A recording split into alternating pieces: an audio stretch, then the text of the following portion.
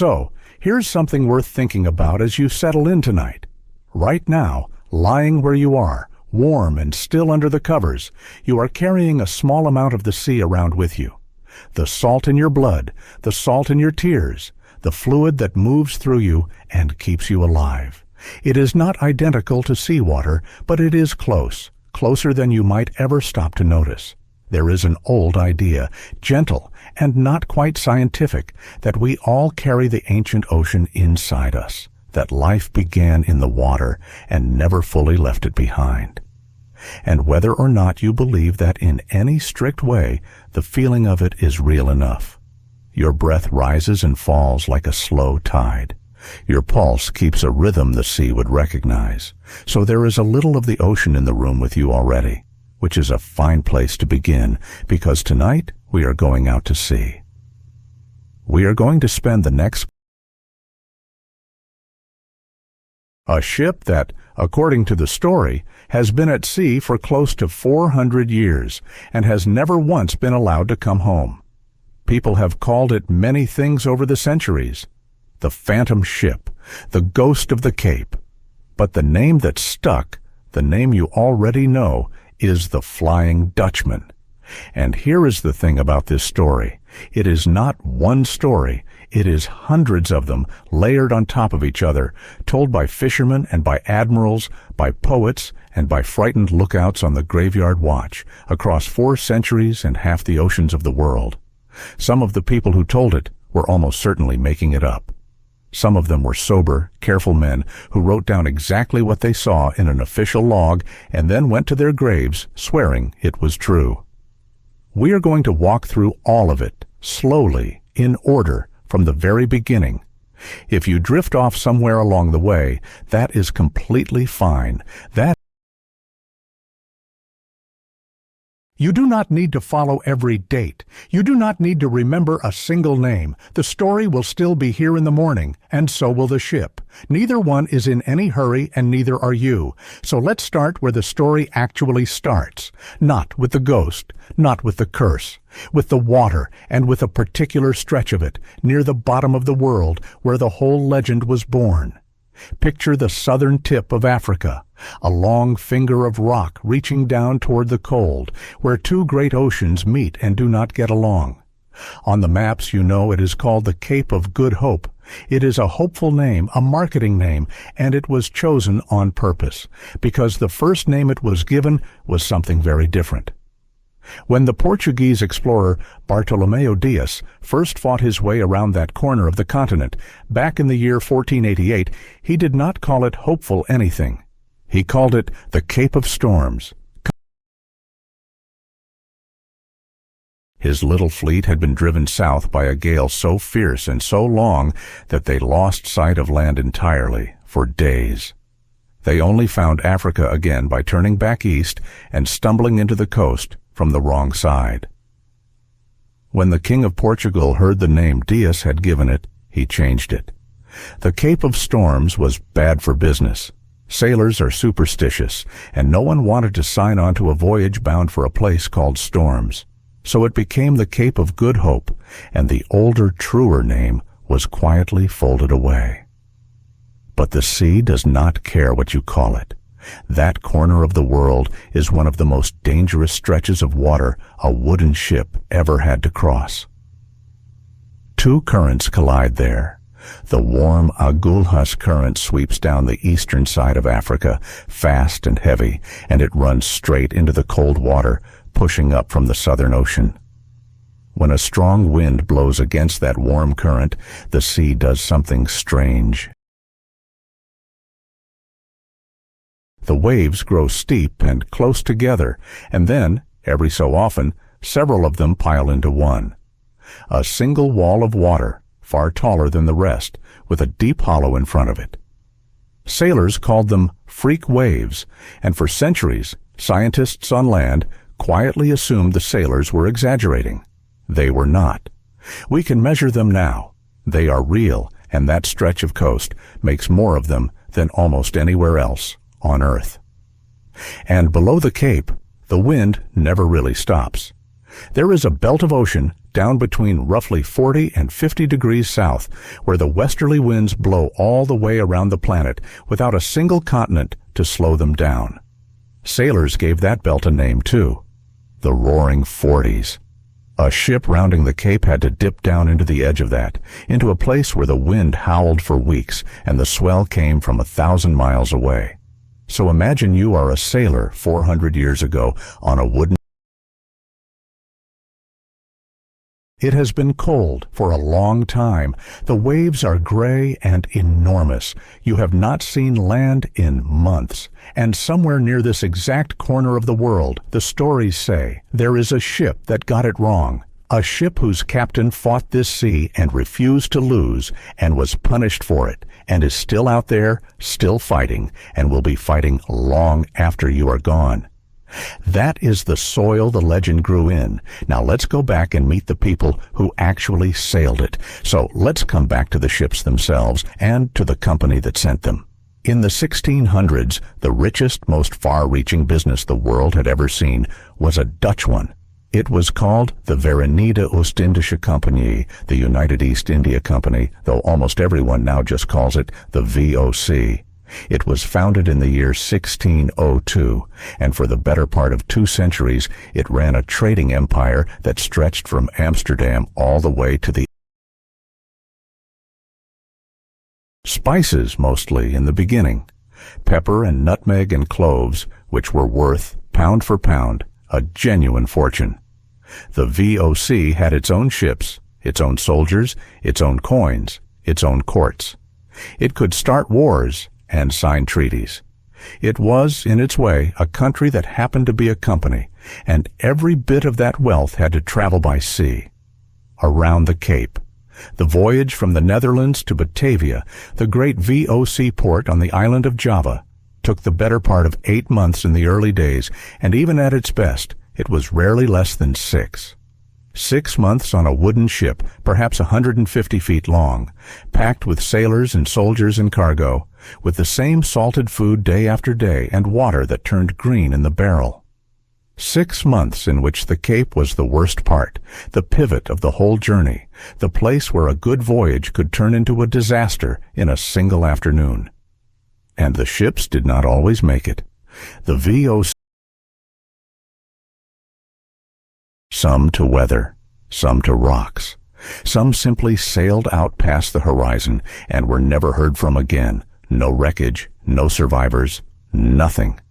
Just a name in a ledger and a date of departure, and then silence. When a ship failed to arrive in Amsterdam month after its due date, there came a point where the families stopped waiting at the docks. And nobody could tell them what had happened because nobody knew. The sea had simply taken it. So, what do you do with a loss like that?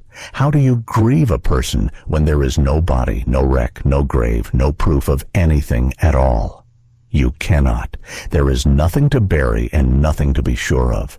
Now think about what that does to the imagination. You are a sailor. Your friend shipped out last spring on a vessel that never came back. There was no funeral because there was no body. And you are about to sail the same route he did, around the same murderous cape, in a ship that is really just a lot of wood and rope and hope. It is held together by men who are cold and tired and a very long way from home. In a world like that, a story about a ship that could not die makes a terrible kind of sense, because the alternative, the truth, is almost harder to hold. Ships and men vanished all the time, completely, without explanation. It is oddly more comforting to imagine that they were still out there somewhere, still sailing, than to accept that they were simply gone. A ghost, at least, is a kind of company. A ghost means the sea keeps something. And there was one place on that whole terrible route that every sailor longed for above all others, and it sat right at the Cape. It is worth knowing about because in the year 1652, the Dutch East India Company set up a permanent station at the foot of a great flat-topped mountain on the shore of a wide bay near the very tip of Africa. The man they sent to build it was named Jan van Riebeek, and his job was not to conquer anything or to find gold. His job was to plant a garden. The station was meant to be a refreshment stop, a halfway house between the Netherlands and the Indies, where the company's ships could pause on that endless voyage and take on fresh water, fresh vegetables, fresh meat. A place to rest, a place to heal. Because by the time a ship reached the Cape, its crew were usually half destroyed by scurvy, the disease of long voyages, of months without anything fresh to eat. And many men who left Europe alive did not survive to see the Indies. The little and it grew over the years into a town and then into a city, the place we now call Cape Town, sitting there under Table Mountain and its wide bay, Table Bay. So think about what that harbor meant to a sailor. For months you have been at sea. You are sick or half sick. You have not tasted anything fresh in longer than you can remember. You have not stood on ground that does not move. And then, one morning, that flat mountain rises out of the sea ahead of you, with its long ridge like a table and its strange cloud pouring over the top of it like a white cloth. And you know, you have reached the Cape. You have survived the worst of it. There will be water and oranges and earth under your feet, and a few days of something like rest before the second half of the voyage begins. Table Mountain, coming up over the bow, was one of the most welcome sights in the entire world. It meant you were going to live. And now, hold that feeling. Because Van der Decken is condemned to sail forever off this exact coast. Within sight, some of the tellings say, of the very cape he was trying to round. He can see it. He can perhaps see that flat mountain and that wide bay and know that rest is right there, close enough to reach in an afternoon of fair wind. And he can never land. Never. The one harbor that every sailor on that route dreamed of, the place that meant survival and water and solid ground and sleep, is the one place he is forbidden to reach for all eternity. That is the real cruelty at the heart of the story. And you only feel its full weight once you know that the harbor was real, that it is still there, that you could stand on that shore tomorrow and look out at the same water he is doomed to sail. The Dutchman is not lost in some vague and distant ocean. He is haunting the doorway of home, forever locked out. So the sailors of the VOC were exactly the right people. They had the fear. They had the losses. They had long, empty weeks on the graveyard watch with nothing to look at but gray water and nothing to do but talk. And they had the Cape, sitting there in the middle of every voyage like a held breath. All the story needed now was a captain, a single figure to hang the curse on, and as it happens, there was a real man, a real Dutch captain whose name kept coming up. So let's meet him. His name was Bernard Fokke. Now, we have to be careful here, because the line between the real Fokke and the legendary one is blurry, and it got blurrier with every retelling. But there does seem to have been a real man, a captain born in Friesland in the north of the Netherlands, who sailed for the VOC in the 1600s. And what set him apart, what made people talk, was that he was fast. Extraordinarily, unnaturally fast. The ordinary voyage to Batavia took 6 months or more. There is a specific claim, often repeated, that in the year 1678 he made the run from the Netherlands to Java in roughly 3 months and a handful of days. And he could prove it, because he carried letters with dates on them that showed exactly when he had left and exactly when he had arrived. He did it more than once. He was reliable about it, and that, strangely, is what got him into trouble. Because think about how that looks to other sailors. You have spent your whole life learning that this voyage takes 6 or 8 months, that the Cape will slow you down, and the calms near the equator will hold you for weeks. There is nothing you can do but wait. And here is this one man who keeps arriving in half the time, over and over, as if the wind simply obeyed him. So how does a man do that? What does he know that the rest of them do not? In the 1600s, people began to say, quietly at first, and then not so quietly, that Bernard Fokke had made a deal, that no honest captain could sail that fast, that the only way to command the wind like that was to have help. And the help they had in mind was not the kind you say out loud in church. They said the devil himself was steering for Fokke. They said his masts were reinforced with iron, so they would never snap in a gale, which let him carry more sail than any sane man would dare. Which is, when you think about it, less a story about magic and more a story about a very good and very aggressive sailor. But that is not how it was heard at the time. A man who never lost a mast, who never slowed for weather, who beat the Cape again and again as if it were nothing. To the men who feared that Cape more than they feared anything, Fokke did not look blessed. He looked cursed. And when he too eventually vanished, when one of his voyages simply didn't, it read as a bill coming due. Whether the real Bernard Fokke was ever truly lost at sea, we cannot fully confirm. But it did not matter. The shape was there now. A Dutch captain, the Cape, impossible speed, a bargain with something dark, and a disappearance that felt less like death and more like a beginning. Later tellers would give the cursed captain other names. Some called him Van Straten. Some called him Falkenberg and gave him a game of dice with the devil, played for his soul on an endless voyage. But the name that finally won, the one that would be carved into the legend for good, was Decken. So let's follow that name, because with Decken, we finally reach the version of the story that almost everyone means when they say the Flying Dutchman. Here is the oath, the moment the whole legend turns on. The details shift from teller. There is a Dutch captain rounding the Cape of Good Hope, homeward bound, with his hold full and his crew tired, and the lights of the far world waiting for him beyond the horizon. And a storm comes up, not an ordinary storm. The kind the Cape specializes in, the kind that stacks the sea into walls and tears at the rigging and drives a ship backward no matter how she is handled.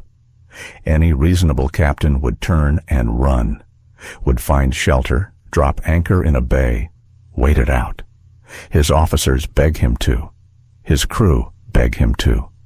Even, in some versions, his own wife, aboard for the voyage, pleads with him to give the sea its due, and wait.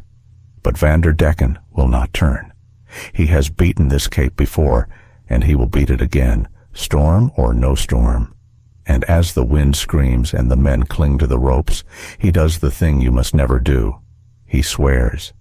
He stands at the wheel and swears a great oath to heaven that he will round that Cape, that he will not turn back though God himself should forbid it. He will sail through this storm and into the next one and the one after that, forever if he must, but he will not turn around. And heaven in the story takes him at his word. That is the curse, not a lightning bolt, not a monster rising from the deep, something quieter and far worse. The captain gets exactly what he asked for. He wanted to sail on no matter what, and so he will. He wanted never to turn back, and so he never will. The storm does not sink him. It simply never ends. He is condemned to keep sailing, keep fighting the same wind off the same Cape, forever unable to make port, unable to land, unable to die. The one thing a sailor wants most, which is to come home, is the one thing he will never be allowed to do again. He asked to never stop, and the sea granted it, and that is the whole punishment. And in most versions, that is the detail that gives the legend its chill. Not one arrogant man paying for one arrogant moment, but a whole ship of ordinary sailors, men who only wanted to go home like everyone else. They were dragged into an eternity they never chose, because the man at the wheel would not say the word that would have saved them all. When later sailors claimed to see the Flying Dutchman, that was part of what they saw. Not just a captain, but a crew. Figures on the deck, working the sails of a ship that has nowhere to go, keeping her trimmed and ready out of a habit that outlived their lives. And there is one more piece to the curse, the piece that turned the Flying Dutchman from a sad story into a frightening one. To see her was said to be an omen, bad luck of the worst kind. If your ship crossed paths with the Phantom, something terrible was coming. A wreck, a death, a voyage that would not end well. The Dutchman. She was a warning, sailing toward you out of the fog, and the warning was always the same. Turn back.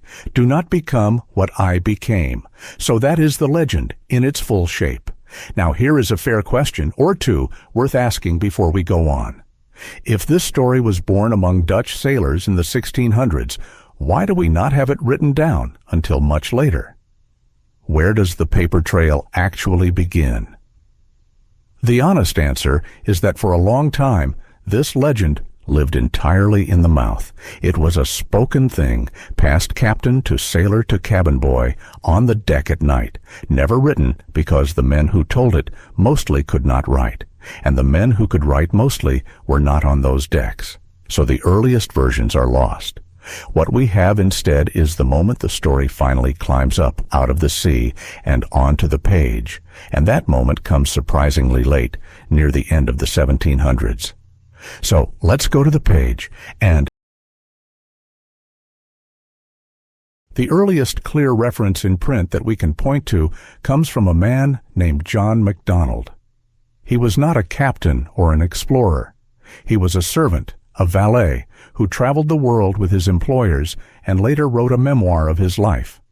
The book has a wonderful long title, in the fashion of the time, something close to Travels in Various Parts of Europe, Asia, and Africa, during a series of 30 years and upwards. And it appeared around the year 1790.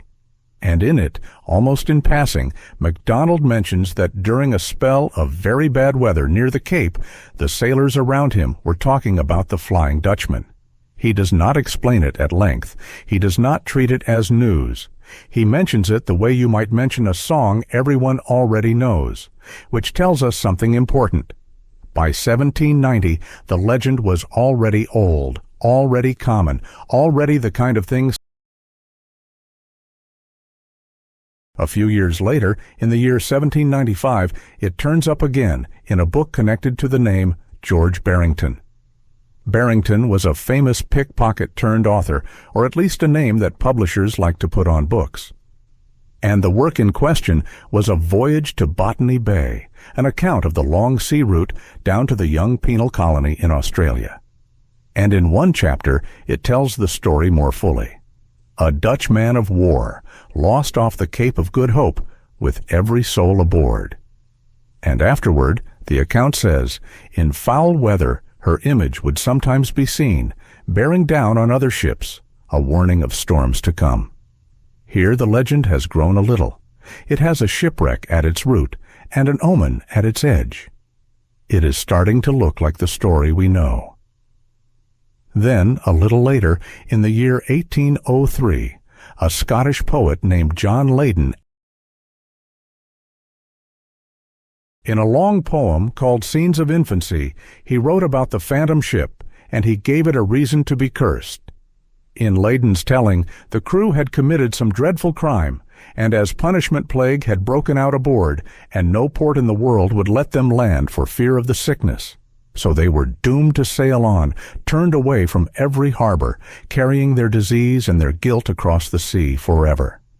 That detail the ship no port will accept folds neatly into the older curse. It gives the endlessness a human cause. And it is genuinely chilling, the idea of a vessel that every safe harbor slams its doors against, left with nowhere in the whole world to go. And then, in the year 1812, no less a figure than Walter Scott, the great Scottish novelist, reached for the legend. In the notes to his poem Rokeby, he described the phantom ship. In his version, she was originally a pirate vessel, or a ship carrying some dreadful cargo of guilt and plunder, condemned for the crimes committed aboard her. Scott was one of the most widely read writers alive at the time, and when a writer like that picks up a folk legend, the legend changes. It stops being only a sailor's tale. It becomes literature. It becomes something the educated people in the drawing rooms of Edinburgh and London have heard of too. And that sets the stage for the story that really fixed the legend in place. Because so far, notice the Phantom ship has no proper captain by name. She is a Dutch man of war, a pirate, a plague ship, a vessel, not a person. That was about to change. So let's come to the story that gave the captain his name. In May of the year 1821, a magazine out of Scotland called Blackwood's Edinburgh Magazine, something close to Vanderdecken's message home, or the tenacity of natural affection. It was fiction, a made-up tale, but it drew directly on the sailor's legend, and it did something none of the earlier versions had quite done. It gave the cursed captain a name and a voice, and the name was Vanderdecken. The story goes like this. A ship on a long voyage encounters another vessel in the open sea. A strange, old-fashioned ship, weathered in a way that does not look right. And a boat comes across from that strange ship, and the men aboard it are courteous enough, but there is something wrong with them, something out of time. And they ask a simple, heartbreaking favor. They have letters. Letters they want delivered home, to people in Amsterdam. Would this ship be so kind as to carry them? And the crew of the ordinary ship are afraid to take the letters, because they know, or they suspect, who these visitors are. The letters are addressed. The men handing them over have been at sea so long that everyone they are writing to is gone, has been gone for a lifetime, and still they write, still they hope, still they beg a passing ship to carry word home to a home that no longer remembers them. That is the tenacity of natural affection in the title.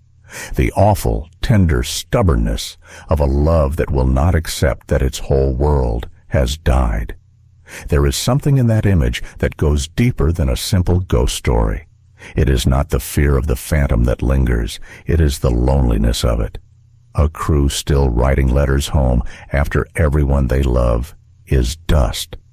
That is the version that traveled.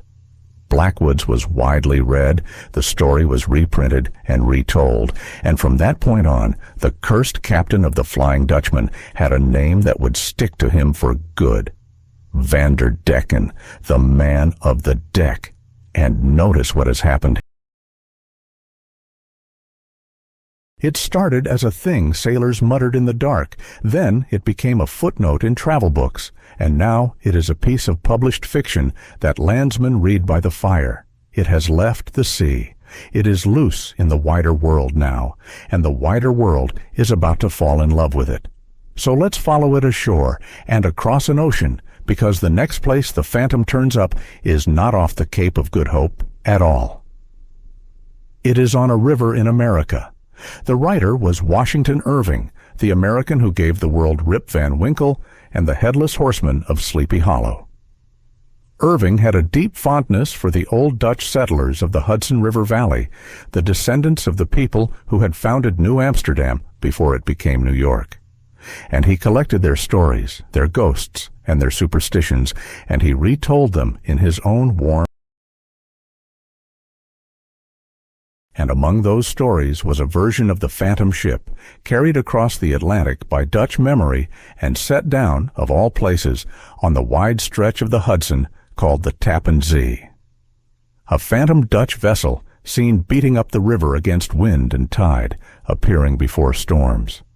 Irving is playful about it, the way he is about all his ghosts, but the fact that the legend had reached a river in New York at all tells you how far it had spread. The Flying Dutchman was no longer only a sailor's warning. She was becoming a piece of the shared furniture of the imagination, something a writer could reach for and know his readers would recognize. But the version that truly built out the legend into a full story with a beginning and a middle and an end came a little later from an author who actually knew the sea. His name was Frederick Marryat, and he was a former captain in the Royal Navy who, after a life in the year 1839, he published a novel called The Phantom Ship, and Marryat did what no one had done before. He asked a simple question. If the captain is cursed forever, then what about his son? Marryat's hero is a young man named Philip van der Decken from the town of Terneuzen in the Netherlands. And Philip learns a family secret. His father is the cursed captain of the Phantom Ship. Long ago, rounding the Cape, his father swore that blasphemous oath and, in a rage, struck down a member of his own crew, and for that he was condemned to sail forever. But there is a way out. There is a holy relic, a piece of the true cross. And if Philip can only find his father out there on the endless sea and bring him that relic to kiss, the curse can be broken and his father's soul can finally rest.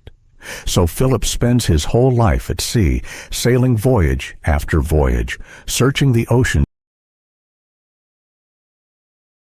He carries that relic against his heart, trying to save a father who has been dead to the living world for longer than Philip has been alive. It is, when you sit with it, a very sad and very beautiful idea. The son who spends his entire life trying to bring his lost father home. The curse is still there, the storm is still there, but Marryat put a beating heart inside it. He made the Phantom Ship a story about love and loss, and the long, hopeless work of trying to redeem someone you can never reach. And that theme, redemption, the possibility that even an eternal curse might somehow be broken, is the piece that the next great teller of this story would seize on and turn into music. So let's follow the legend one more step, out of the pages of novels and onto a stage, because the Flying Dutchman was about to become. The composer was Richard Wagner, a young German who would go on to become one of the most famous and most argued-over figures in the history of music. But in the 1830s he was not famous yet. He was young, ambitious, and often broke, and he had a story he could not shake. Where does a young composer, unknown and short of money, find a story like that? And why could he not let it go?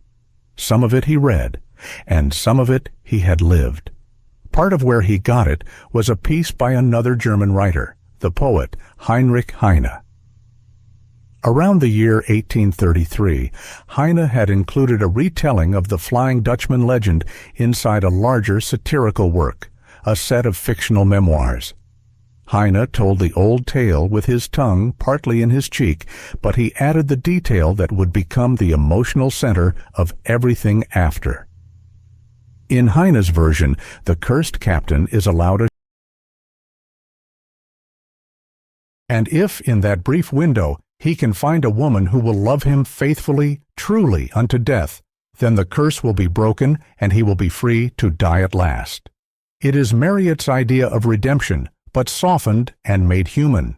The captain does not need a holy relic. He needs to be loved, and he is given every 7 years one small, cruel chance to find it. Wagner took that and made it enormous. But he also had something Heine did not. He had been there. In the summer of the year 1839, Wagner and his wife, fleeing debts, took passage on a small merchant ship called the Thetis, sailing from the Baltic toward London. The voyage was supposed to take about a week. It took 3. They ran into storms so violent that the little ship had to take shelter among the rocky. And Wagner stood on that heaving deck in that gray northern weather, listening to the sailors call to each other and hearing their shouts come echoing back off the granite walls of the fjord. He never forgot it. He said later that the whole voyage, the storm and the reefs and the sound of the crew, worked itself deep into his imagination. He had felt for 3 weeks exactly the sea that the legend lived in. The opera he built from all of this is called Der Fliegende Holländer, which is simply the Flying Dutchman in German. He composed it over the years 1840 and 1841. and it had its very first performance on the 2nd of January in the year 1843 at the Royal Court Theatre in Dresden, with Wagner himself conducting. And it is, at its heart, a story about that longing for rest.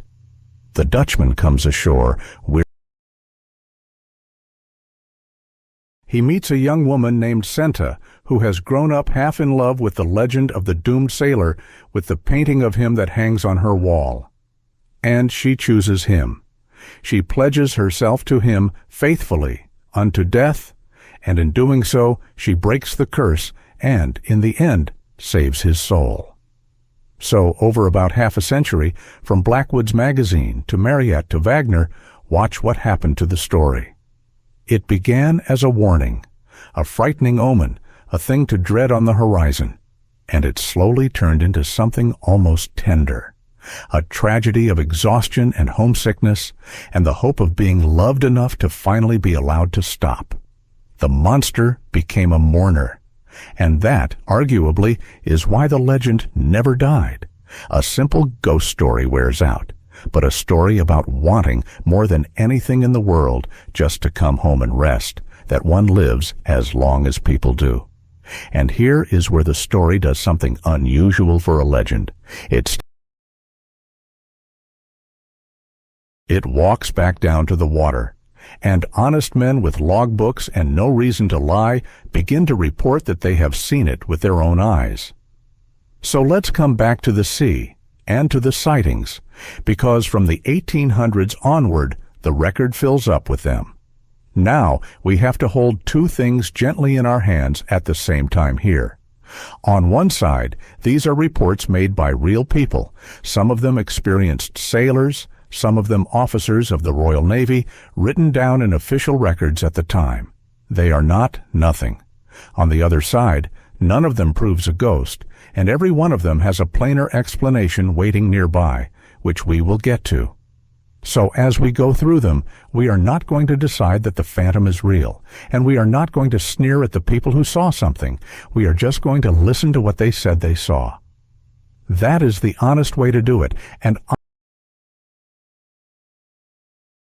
one of the earliest careful reports comes from around the year 1823, from a Royal Navy officer named Captain Owen, who was surveying the coast of Africa aboard a ship called HMS Leven. Owen was a serious man doing serious, meticulous work, charting a coastline foot by foot.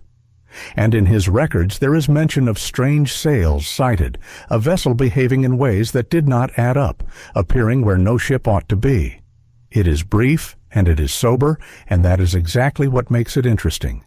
This is not a drunk sailor spinning a yarn. This is a surveyor noting an anomaly. But the sighting that everyone remembers, the one that put the Flying Dutchman into the newspapers and the history books, and gave the legend its single most respectable witness, came later in the year 1881. And the witness was a boy who would one day be king. He was 15 and 16 years old at the time, the second son of the Prince of Wales, and nobody yet imagined he would take the throne because he had an older brother ahead of him in line. So young George had been sent off to sea, as royal second sons often were, to serve as an ordinary naval cadet aboard a warship called HMS Bacchante. He kept a journal on that long voyage, dutifully, the way a boy is told to.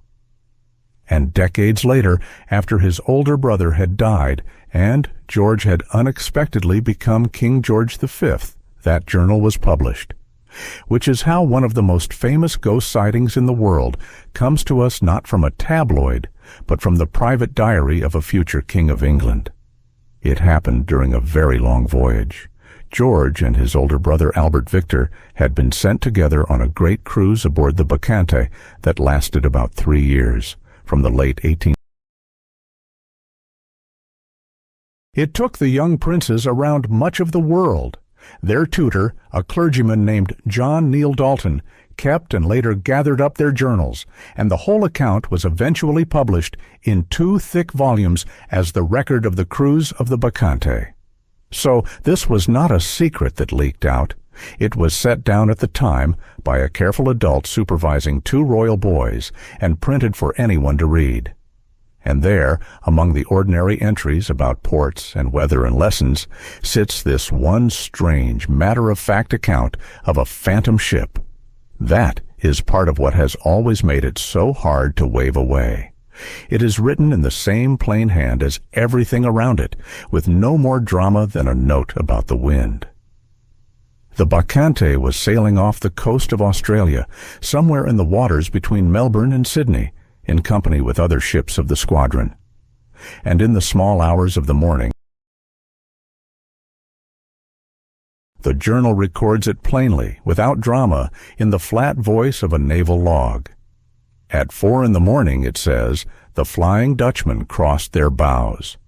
A strange red light, as of a phantom ship all aglow, and in the middle of that red light, the masts and spars and sails of a brig, perhaps 200 yards away, standing out in sharp relief against the dark. 13 men saw it, not one frightened boy, alone. The officer of the watch, the men on deck, the young prince, 13 witnesses in all. And 2 other ships in the squadron, the Tourmaline and the Cleopatra, signaled across the water afterward to ask whether the Bacchante had also seen that odd red glow off the bow. So this was not one person's dream. Several separate ships, full of sober naval men, saw a red light and the shape of a sailing vessel.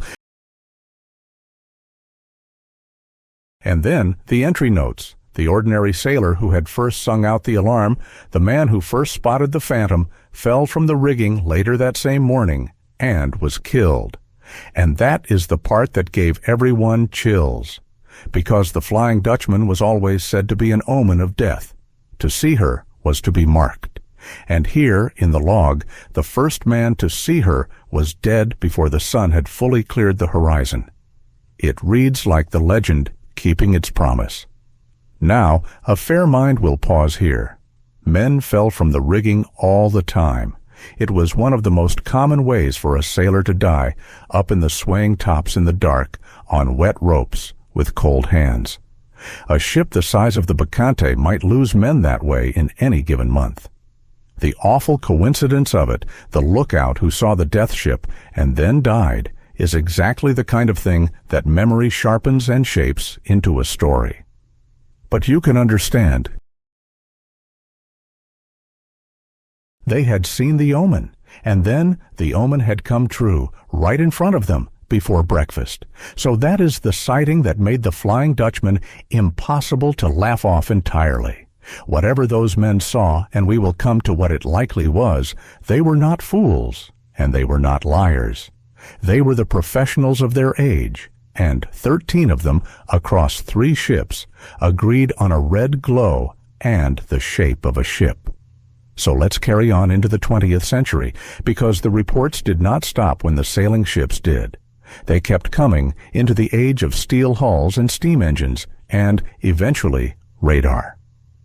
There were scattered reports around the turn of the century, whalers and merchant crews near the Cape, swearing they had seen an old-fashioned sailing ship come out of the mist and vanish again. Most of these are thin, a line here, a rumor there. But one from the 1920s is worth pausing on. In the year 1923, several officers aboard a ship near the Cape of Good Hope reported watching a strange sailing vessel for a good quarter of an hour before it simply faded from view. The account is tied to an officer whose name comes down to us as N.K. Stone, who later wrote the sighting up in detail and even drew what he had seen and passed it to a society that studied unexplained reports. 4 men, they said, watched it together. A sailing ship where no sailing ship should be, glowing faintly, moving oddly, gone within minutes. Careful men, writing it down soberly and unable to explain it. Then, in the year 1939, comes one of the strangest reports of all, because of how many people were involved. Off the coast of South Africa, near a beach at a place called Glencairn, dozens of ordinary people, holidaymakers and residents, and they reported watching an old sailing ship, sails set, come in toward the coast as if from another century and then vanish before their eyes. Not one lookout in the dark. A crowd on a beach in the afternoon. It made the local papers, and whatever it was, a great many people standing in the same place saw the same impossible thing at the same time, which is either very strong evidence or a very good clue about how these sightings actually work. Hold that thought, because we will come back to it, and then the reports carried on right through the Second World War. In the year 1942, off Cape Town, several officers aboard a vessel reported seeing a sailing ship come into Table Bay under full sail and then dissolve into nothing as they watched. One of the men later associated with that account went on, which is a fitting footnote, that a man who would spend his life writing about the ocean should have his own brush with its most famous ghost. There were even claims, harder to verify, that German submarine crews prowling the South Atlantic in those same war years reported a phantom sailing ship out on the empty ocean, appearing and vanishing where no ship could be. And later still, into the 1950s, there are reports of merchant captains near the Cape who swear they saw an old ship on a collision course. They braced for the impact and felt nothing because there was nothing there. So the reports are real in the sense that real people made them and meant them. Which brings us to the gentlest and most interesting part of the whole story. Not whether these sailors were honest, they mostly were. But what? So let's start with the strongest explanation of all, because once you understand it, half of these sightings quietly fall into place. It is a kind of mirage, and it has a beautiful name, Fata Morgana. You have probably seen an ordinary mirage without ever calling it one. On a hot road in summer, that shimmer up ahead that looks like a puddle of water, the one that keeps its distance no matter how far you drive, that is light bending. Air of different temperatures bends light by different amounts. When there is a layer of hot air lying right against the road, the light from the sky gets bent upward as it skims across it. So you see a patch of sky down on the pavement, and your brain reads it as water. That is a simple mirage, and it happens near the ground. A Fata Morgana is the same idea turned upside down and made far grander. Out on the ocean, on certain a layer of cold air sits right on the surface of the cold sea, and above it lies a layer of warmer air. Warm air on top of cold air. The sailors and the scientists call it a temperature inversion because it is the reverse of the usual order, where the air normally gets colder as you go up. And that boundary, where the cold air below meets the warm air above, behaves like a lens. Like a great invisible sheet of curved glass lying flat across the sea. Now think about what a lens does. It bends light. So what happens to the light coming from a ship far over the horizon, a ship you should have no way of seeing at all? Where does that light go? This particular arrangement bends it downward, following the curve of the earth. So light from something far, far away, something that should be well below the horizon and completely out of sight, gets bent back down toward your eye. You end up seeing things. A ship that is actually 40 or 50 miles away, far over the curve of the planet, hidden by the horizon, can have its image lifted up and carried to you across all that distance. It appears to be floating in the air above the water, stretched tall, shimmering, sometimes doubled, with a second ghostly copy of itself hovering above or below, sometimes turned upside down, hanging keel up in the sky. Can you see it now? A real ship, an ordinary merchant vessel going about its business half a world away, its image bent and stretched and lifted by a trick of the cold Cape air. It looms up on the horizon far too tall, far too strange. It seems to hover just above the sea, flickering. And then, as the air shifts and the lens dissolves, it is simply gone. No reasonable sailor of the 1700s had ever heard of a temperature inversion. What he had heard of, since he was a boy, was a phantom ship that appeared off the Cape, hung. Of course, that is what he thought he was seeing. It is what he had been taught to see. The mirage supplied the strange shape, and the legend supplied the name. And this is not a rare, once-in-a-lifetime event. Fata Morgana mirages happen regularly, in the right conditions, in cold seas, all over the world. People photograph them now. There are clear pictures of enormous cargo ships that appear to be floating in the sky above the water, taken off the coasts of Britain and Australia and the United States. And every few years one of them goes around the world online, with people insisting it must be fake. It is not fake. It is exactly the thing that terrified sailors for centuries, finally caught by a camera and given its plain, patient explanation. The ship is really there. It is just much farther away and much lower than it looks, and the cold air has done the rest. So a great many A distant, ordinary ship, lifted and distorted into something that could not possibly be real, seen by men who already had a name ready for the impossible. But the mirage has more tricks than that, and it is worth staying with them a moment longer, because they explain the finer details, the things that made these sightings so convincing. The name Fata Morgana itself comes from a much older story. Morgana is Morgan Le Fay, the enchantress of the King Arthur legends, the sorceress and half-sister of Arthur. Sailors in the Strait of Messina, the narrow channel between Italy and the island of Sicily, saw these mirages so often, saw whole castles and cliffs and ships hovering in the air over the water, and they blamed her. They said Morgan Le Fay was conjuring false lands in the sky to lure sailors to their deaths. So the name of one of the oldest sleep-stealing optical illusions in the world is really the name of a witch. There is a lovely symmetry in that. One legend gave its name to the very thing that helped create another.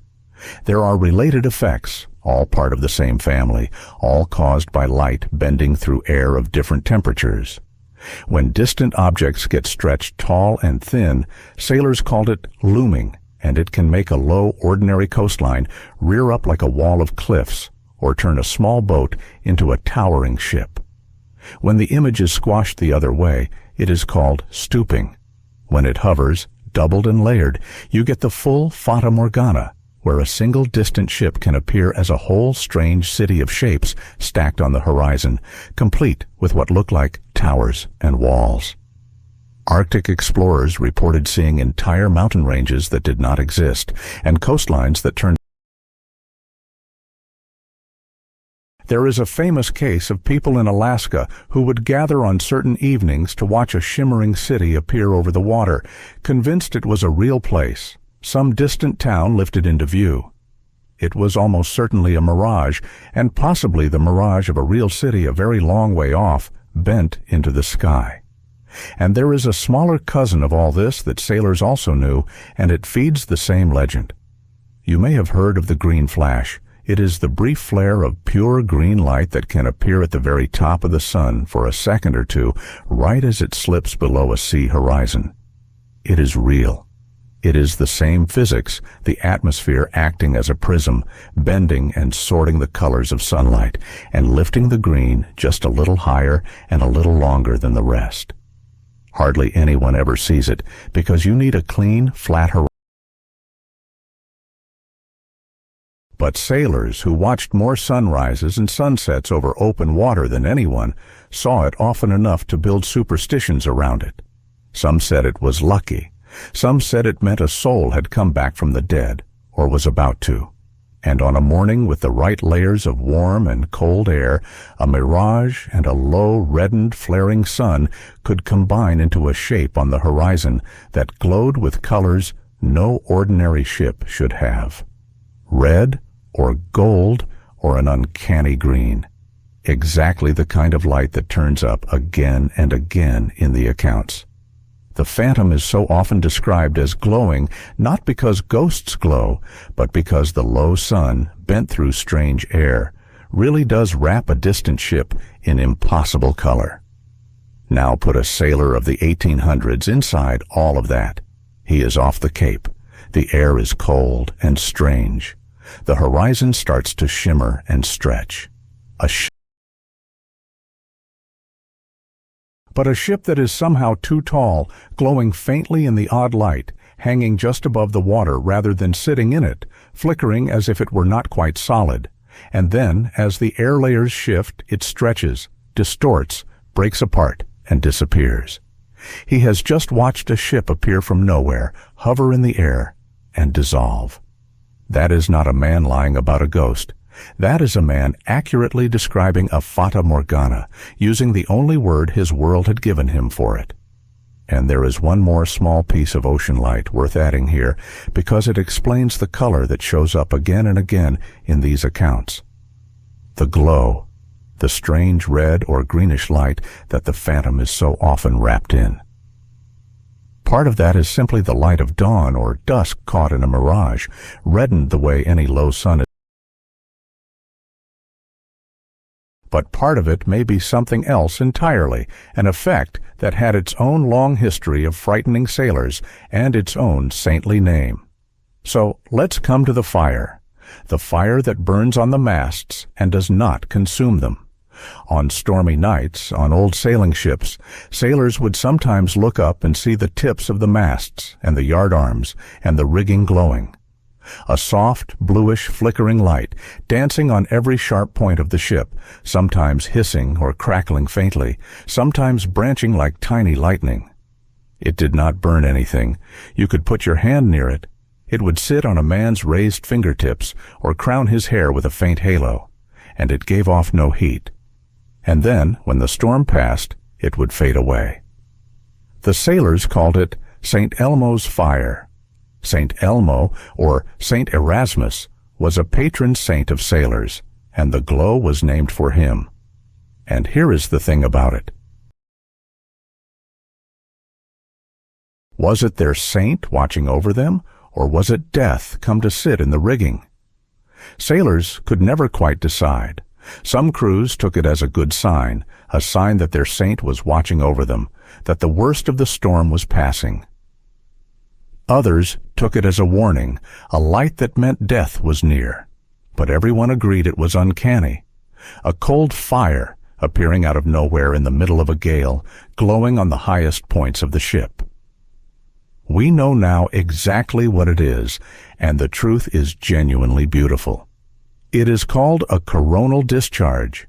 During a storm, the air fills with electric charge, the same charge that builds toward lightning. And that charge concentrates most strongly at sharp points, the tips of masts, the ends of yards, anything that reaches up toward the sky. When it builds up enough, it starts to leak off into the air, tearing the surrounding air into a glowing plasma. It is the same kind of glow you see in a neon tube or the old cathode ray televisions, air lit up by electricity. It clings to the high points of a ship because that is where the charge gathers, and it is bluish because of the particular gases in our air. It is, quite literally, the ship glowing with the electricity of the storm. Now imagine a ship you can already barely see in the dark and the rain, and imagine every mast and spar and line of her rigging suddenly outlined in cold blue fire. She would look for those few minutes like a ship made of light, a vessel all aglow. And if that ship were also a mirage, a distant vessel lifted onto the horizon by a temperature inversion. And if she happened to be carrying her own crown of Saint Elmo's fire while she did it, then you would have exactly, precisely, the phantom the sailors described. A ship on the horizon where no ship should be, glowing from within, wrapped in an unearthly light. Every single element of that has a plain, well-understood cause. Put them together on one bad night off the Cape, and you have built the Flying Dutchman out of nothing but cold air and static electricity. So let's come back inward for a moment, away from the physics of light and toward the people doing the looking. Because the air and the electricity explain a great deal, But they do not explain everything. They do not explain why sailors were so ready, so primed, to turn a smudge of distant light into a specific ship with a specific name. For that, you have to understand the state a man was in when he saw it. Think about the watch itself. On a sailing ship, someone always had to be awake and looking, all night, every night, in shifts. The worst of these was the middle watch, the long stretch in the deepest dark of the early morning, the very hours the Bacchante's lookouts were keeping when they saw their phantom. You are exhausted. You are staring at a horizon that offers you almost nothing, hour after hour, and the human eye and the human mind are not built to stare at nothing. They start to fill the emptiness in. Sailors on long watches routinely saw lights that were not there, heard voices in the wind, watched the shadows between the waves gather themselves into shapes. It is what a tired brain does with too much darkness and too little to hold on to.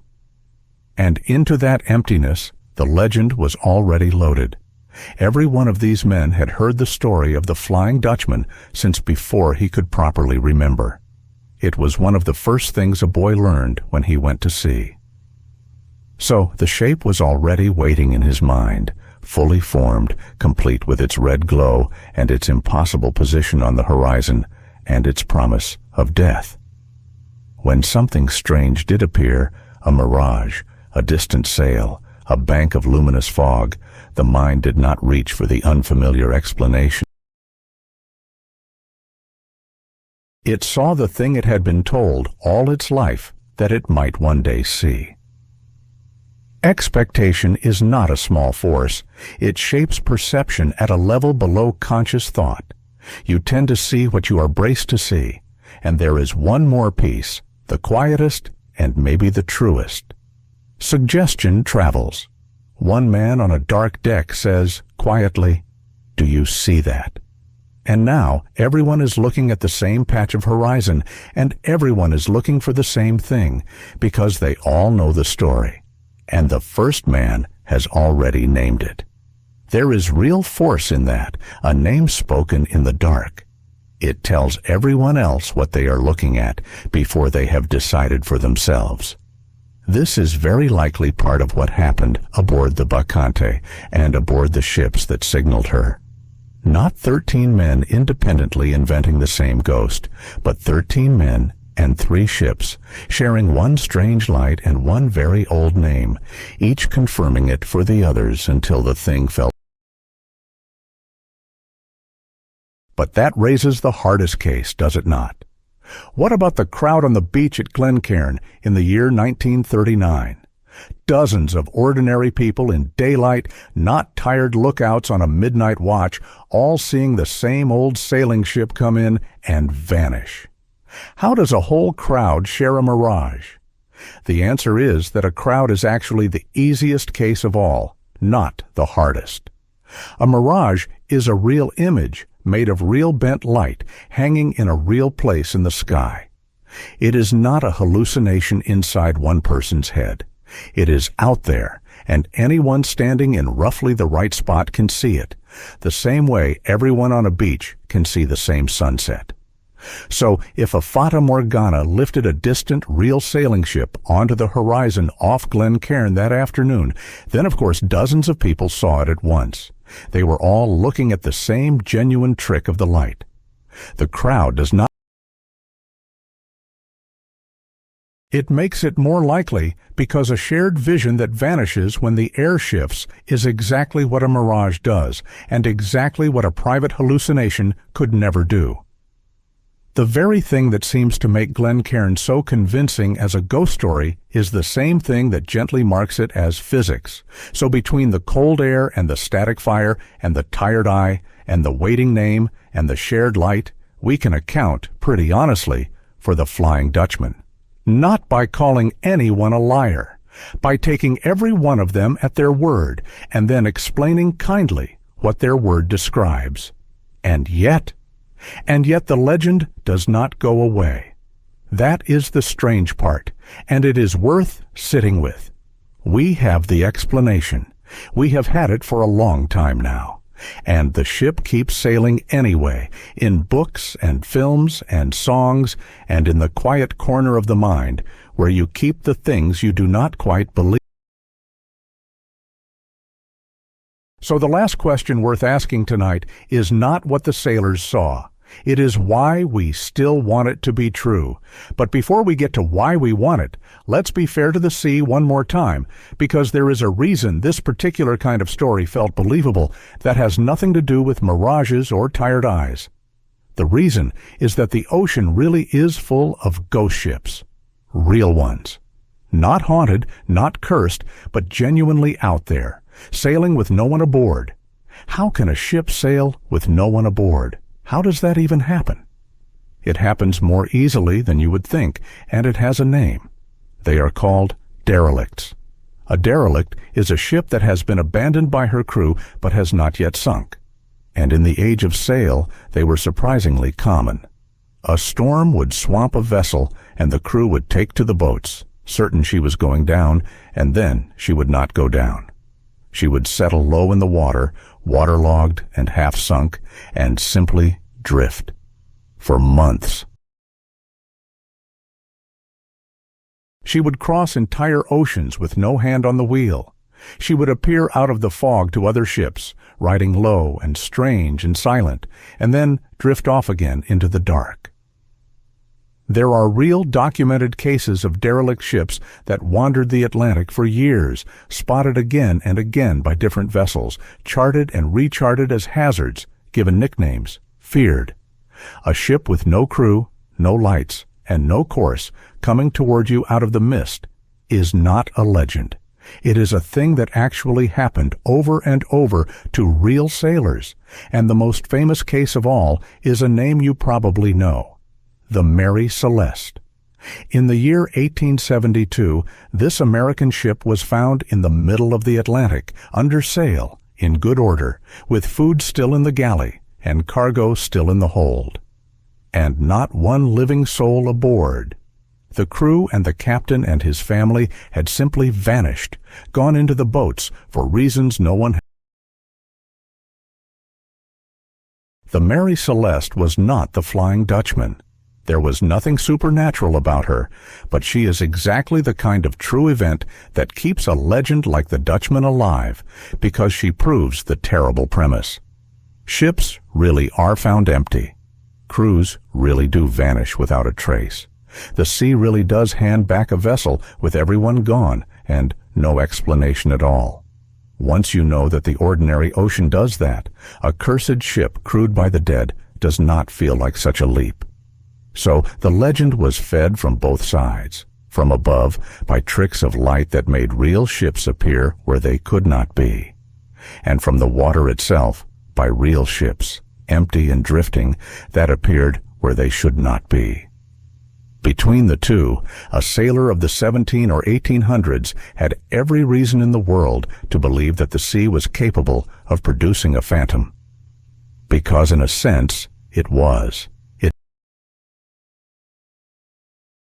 So, let's come back up, out of the cold water and the science, and look at what the legend became once it was safe on land, because that is its own kind of afterlife. Think about how far this story has traveled. It began as a fear whispered on the deck of a Dutch trading ship in the 1600s. And from there, it climbed into travel memoirs, and then into poems. Then into a piece of published fiction that named its captain. Then into a full novel about a son searching for his cursed father. And then, with Wagner, onto the great stages of Europe as one of the most performed operas in the world.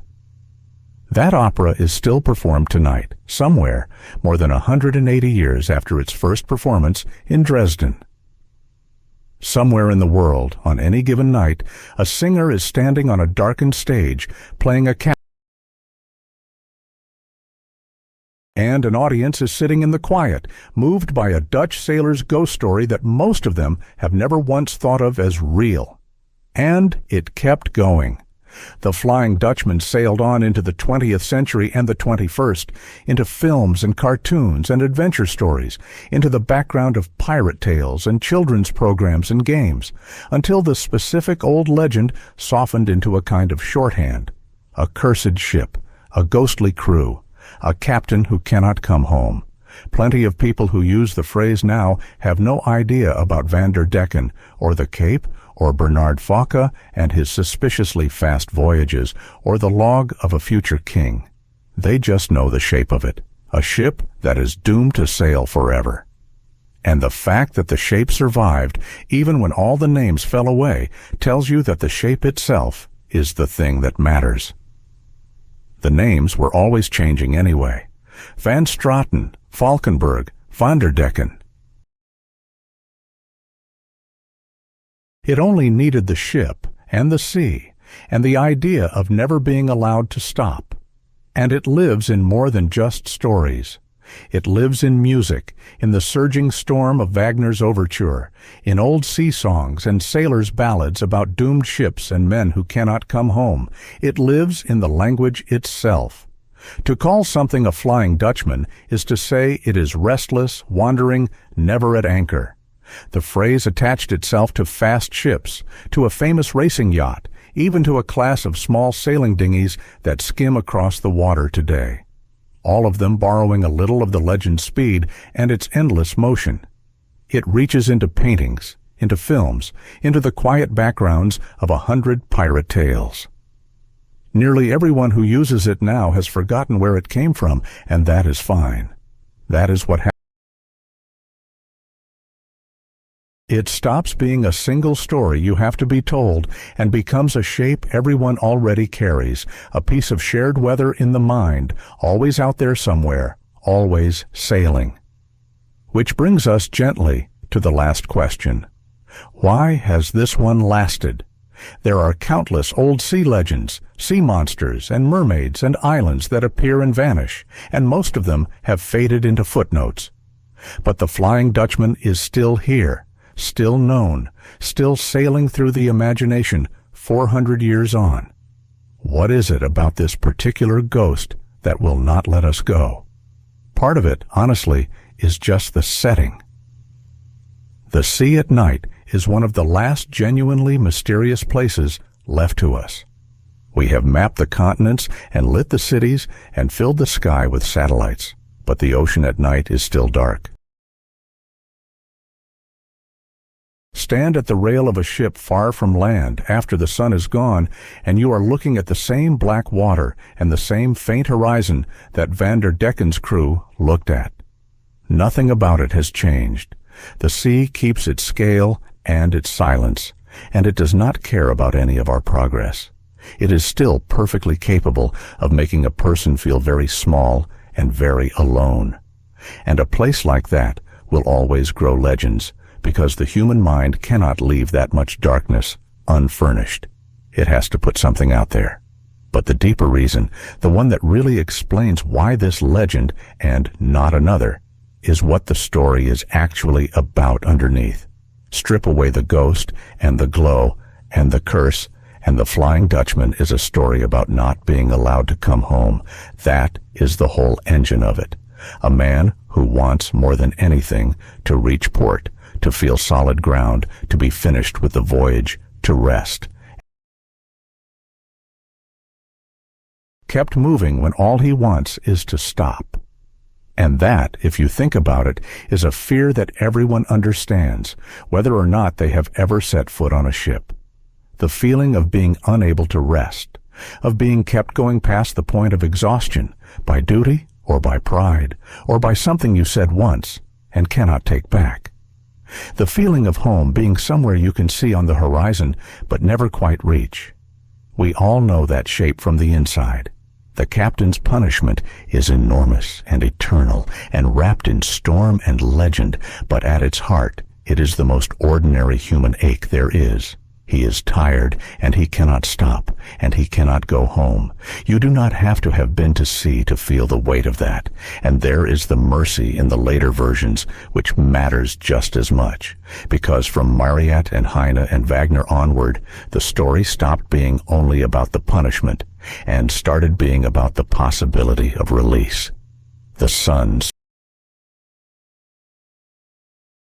The captain allowed ashore once every 7 years to look for someone who might love him faithfully enough to set him free. The woman who chooses him, and in choosing him, breaks the curse. The legend grew a way out, and that is a kind and human thing for a legend to do. It says that even the most complete exhaustion, even a weariness that has lasted centuries, might still somehow be allowed to end. That rest is possible. That someone might come, and the long voyage might finally be over, and the ship might at last be allowed to come in. That is a very comforting thing to hear as you are lying in the dark, trying to let the day go. The most famous ghost ship in the world is, underneath everything, a story about how badly a tired soul wants to rest. And here is something worth sitting with before we go back to the room, because it keeps the legend from feeling like a purely old thing, a thing that belongs only to sailing ships and superstition. The sea did not stop swallowing ships whole when the wooden hulls gave way to steel.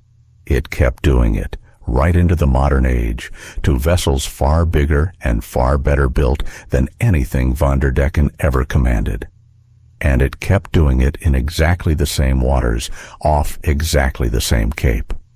The clearest example has a name, and the name is the Waratah. She was a large, modern steamship, a passenger liner, built in the early years of the 20th century to carry people and cargo between Britain and Australia by way of South Africa.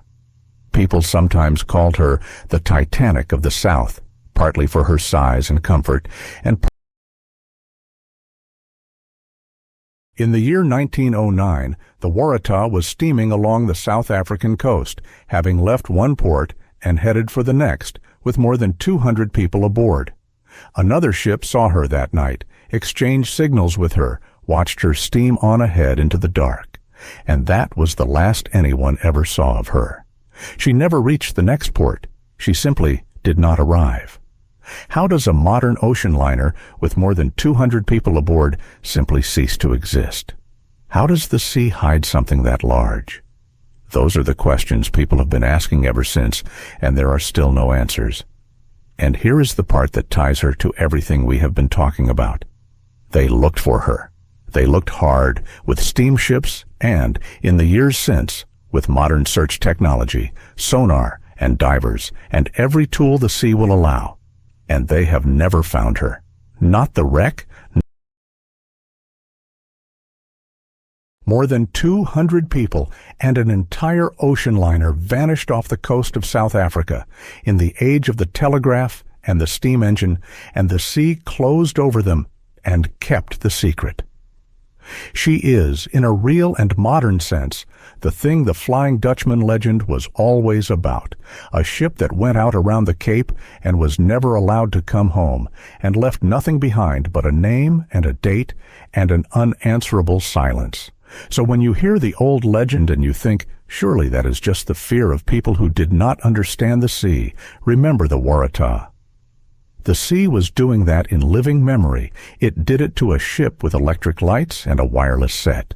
The fear the legend is built on is not primitive at all. It is accurate. The ocean really can take a vessel and everyone aboard her completely and offer no explanation, and that is a sobering thought, and also, strangely, a peaceful one, because it puts us in our right size. We build our ships, and we cross the water, and mostly we make it, and sometimes we do not. And the sea keeps its own counsel about which is which. So let's stay with that a moment longer, because the Waratah is not alone. The real records hold a whole quiet fleet of ships that became ghosts, in the honest sense of the word. There is a ship called the Bacchante, which is one of the strangest true stories the sea has to offer. She was a cargo steamer working the cold waters off the northern coast of Canada and Alaska. In the early 1930s, she became trapped in the pack ice, and her crew, fearing she would be crushed, left her and made their way to safety. But the Bacchante did not sink. She broke free of the ice on her own and drifted away. And then, for decades, she kept turning up. People spotted her, empty, still afloat,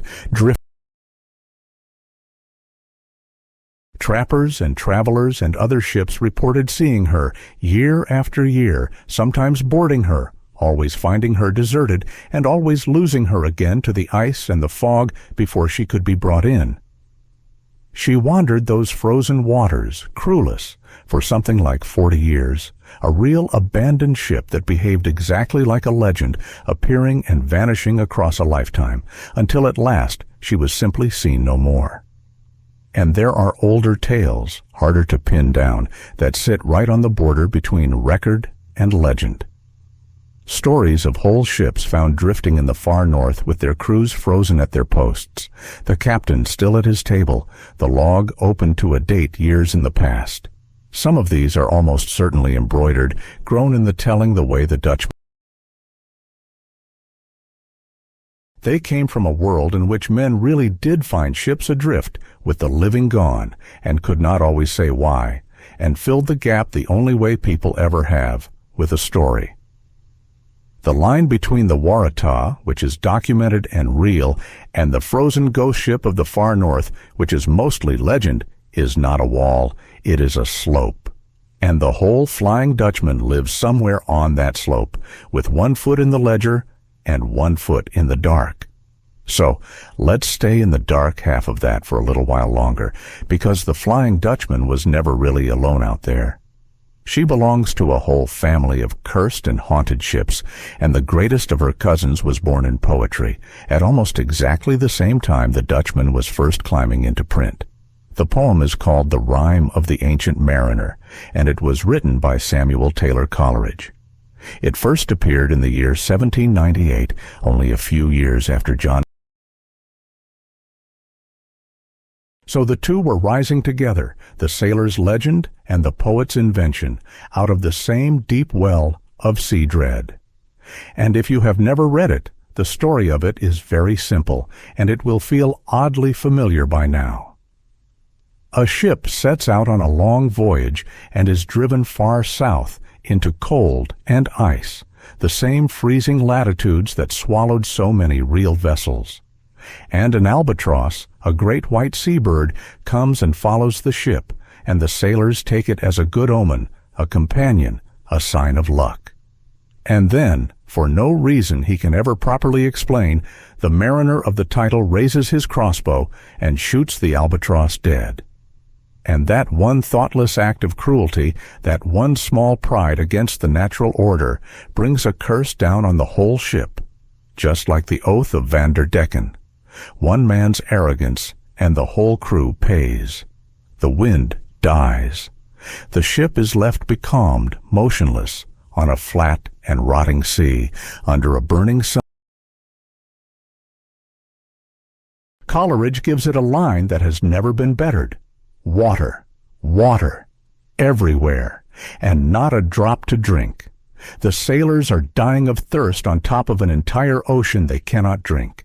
And then, out of the dead calm, another ship appears. A skeleton ship, bare and terrible, sailing against the wind that is not there, and aboard her are 2 figures. One is Death, and the other is a pale woman, called Life in Death, and the 2 of them are throwing dice, gambling, for the souls of the crew. It is the same detail that clung to some of the earliest Dutchman tales, the captain who diced with the devil.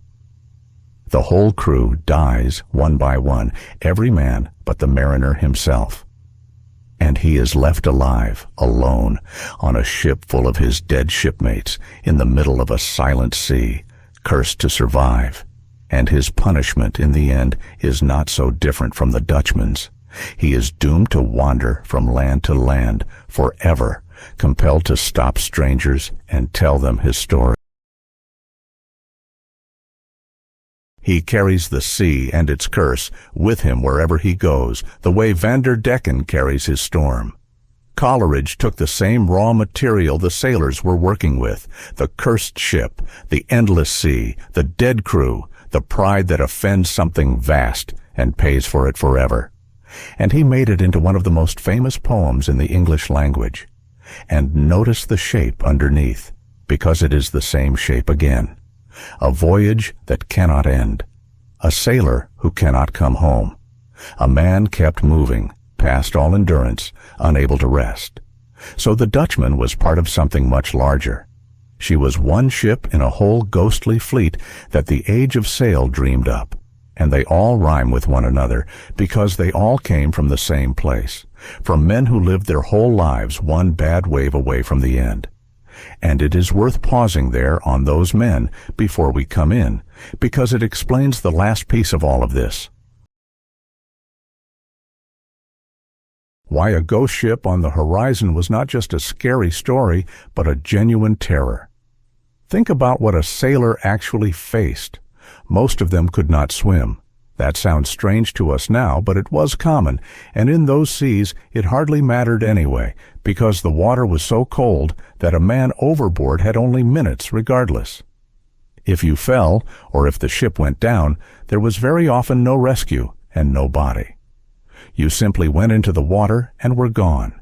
No grave, no stone, no place for anyone to stand and remember you. For men who mostly believed deeply in the rest of the soul and the peace of a proper burial, that was a particular kind of horror.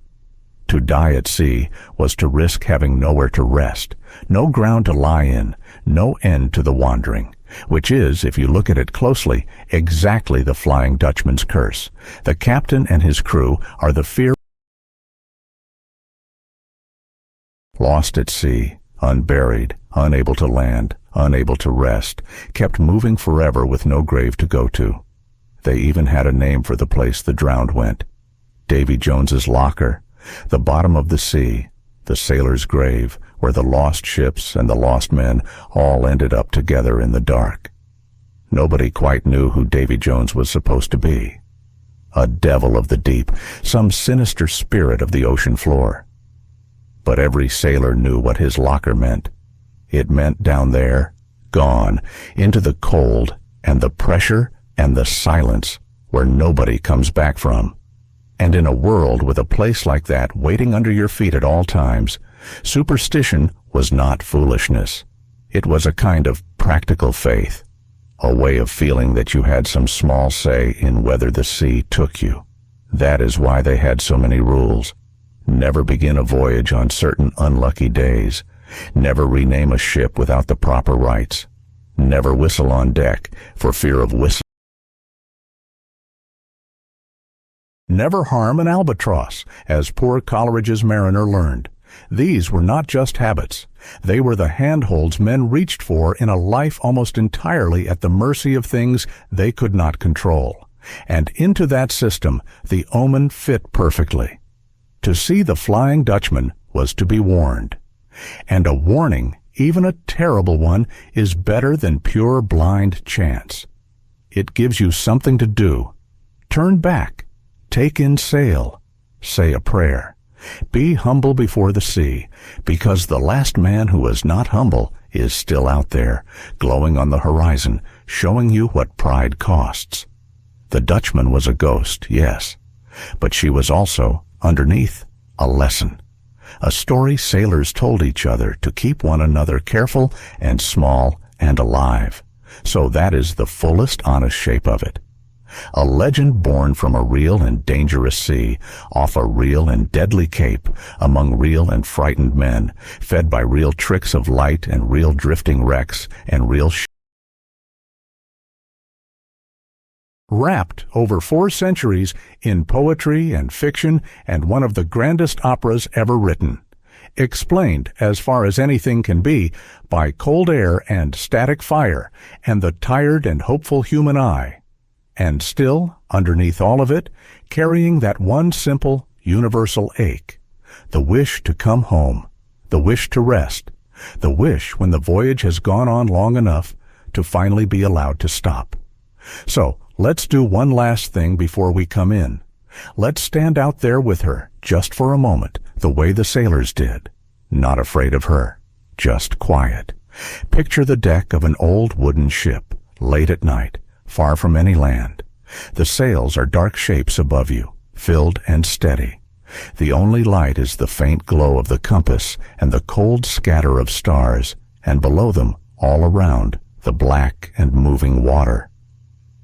There is the sound of it against the hull, that endless soft rushing, the same sound sailors fell asleep to for 1,000 years. The long, slow rise and fall as the swell lifts the whole ship and sets it down again, over and over, patient as breathing. It is cold, but you are wrapped up. You are tired, but you are safe, and you are watching the horizon, where the dark sea meets the slightly less dark sky, out of habit more than fear. And say she comes, say far out on that horizon a faint light gathers, a soft glow, reddish or pale, and inside it the shape of a ship, under full sail, too tall, too still, hanging just above the line of the water. You know what it is now. You know about the cold air and the warm air and the lens they make between them. You know about the light of a distant ordinary ship lifted and bent and carried to you across 40 miles of curved ocean. You know about the fire of the storm crowning her masts. You know she is not a curse and not an omen and not a doomed captain who swore too proud an oath. And still, watching her hang there in the dark, glowing and impossible and silent, you can feel exactly why 400 years of sailors reached for a story instead of an explanation. Because the explanation is true, and the story is also true, in a different way. They are both just names for the same small ache of wonder you feel, standing on a dark deck, watching a light that should not be there. And then the air shifts, the way it always does, and she stretches and thins and comes apart and is gone. And the horizon is just the horizon again, and you are just a person on a ship in the middle of the night, a long way from home and getting sleepy. So, let's come back down now, all the way down, off the deck, off the dark water, out of 400 years of ocean, and back into this one quiet room. Come back to the bed, to the actual weight of you resting on the mattress, held up without any effort of your own. Feel you are not cold, and you are not far from land, and there is no horizon you have to keep your eyes on. There is only this, the dark of the room, the warmth of the covers, the quiet. You do not have to look out for anything. You do not have to stay awake for anything. The looking is done, and it was never really yours to do. And the sea you started with is still here, still inside you, the salt in your blood keeping its slow tide, your breath rising and falling like the swell against a hull. You are, in the smallest and most literal way, made partly of the same thing all those ships were sailing on. You always have been. The ocean is not only out there in the dark. A little of it is here, in the room, in you, keeping time, so you do not have to hold on to any of it.